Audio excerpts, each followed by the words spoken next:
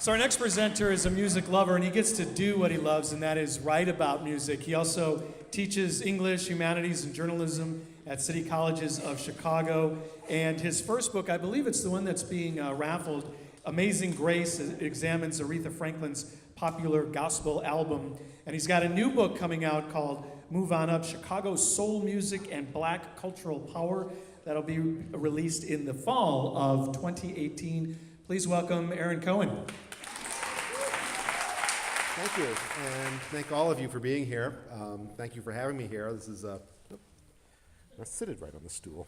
I'm not used to sitting on stools. Okay. Thanks, everybody. Cool.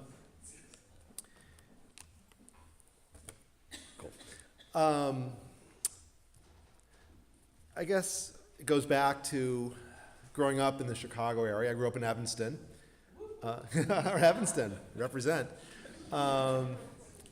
So I spent pretty much my whole life in the Chicago area, except for college in Madison, Wisconsin, University of Wisconsin. And growing up when I was 18, 19, and I would go see music. My parents are here, but there's a statute of limitations, and sneaking into places like the Green Mill to see musicians like Nat Adderley, and studying English Lit in college and wanting to write, and my desire to be a writer, to be a journalist was kind of coalescing, was kind of mushy, not really all there. But my love for the music, my love for reading, it was formed. I mean, that part of me was formed. And when I was in college, I heard about a writer in Chicago named Leon Forrest, who taught at Northwestern. He grew up in Chicago, and I didn't know that much about him, just it was a name. And I heard that he was a protege of Ralph Ellison's, and I really loved Ralph Ellison's book, Invisible Man, so I'm sort of getting more interested in this Leon Forrest guy. So, starting to write a bit, doing some freelance journalism, loving music, loving books, but it's still, things weren't totally formed yet. Anyway, a friend of mine was working for Leon Forrest's publisher, and a whole bunch of stuff happened, and he wrote this novel, Divine Days.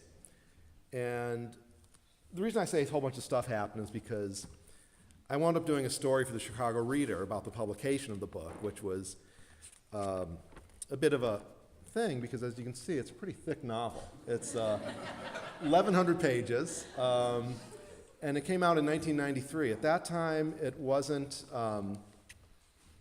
easy to publish a big, thick book. And I'm going to talk about the book for a second, because essentially the book is about 6 days on the south side of Chicago. It's, I'm going to make a long story short. 6 days in the life of a burgeoning playwright named Joubert Jones. And he works in a bar, and he wants to write about two people. One is a romantic figure named Sugar Grove, and the other is a religious huckster named W.A.D. Ford. And that's essentially what the book's about. But it's funny because I have my copy of the book, and I took all these notes. I never liked underlining. I never liked defacing books. So I wrote all of these notes about, okay, this is an allusion to Billie Holiday. This is the take on Finnegan's Wake. This is theology. This is a funny part. This part is about Thelonious Monk. This part weaves in Dostoevsky.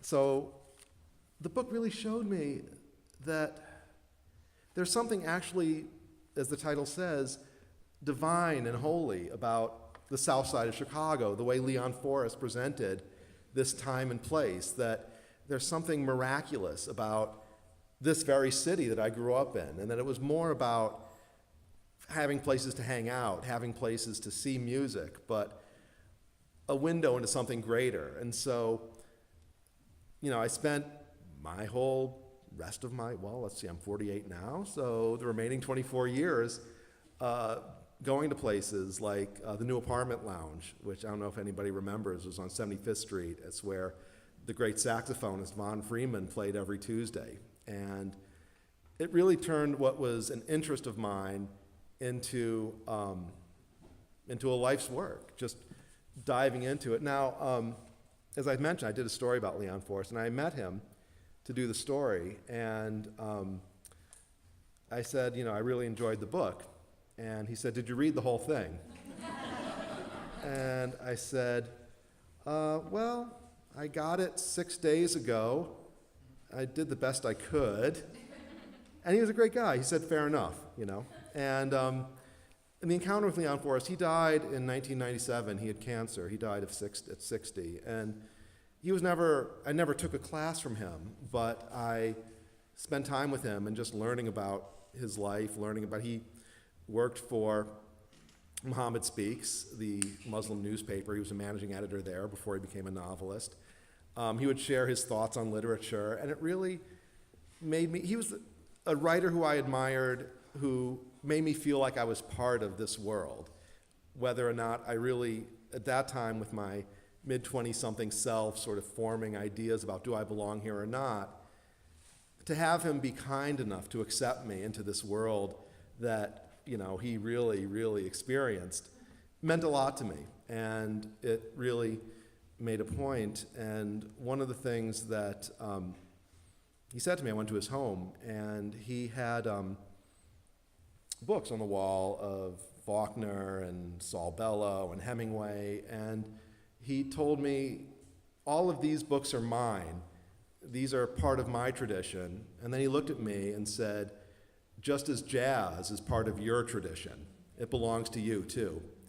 And lo and behold, I became a jazz critic, music critic, edited a jazz magazine for a while. Now I teach others to write about music, and it all came from my experience. By the way, I did eventually finish the book, and I highly recommend it. And since I got the 1-minute sign, I'm not going to read you the paragraph he wrote about Curtis Mayfield, but that became a part of my book that's coming up next year. But thank you very much.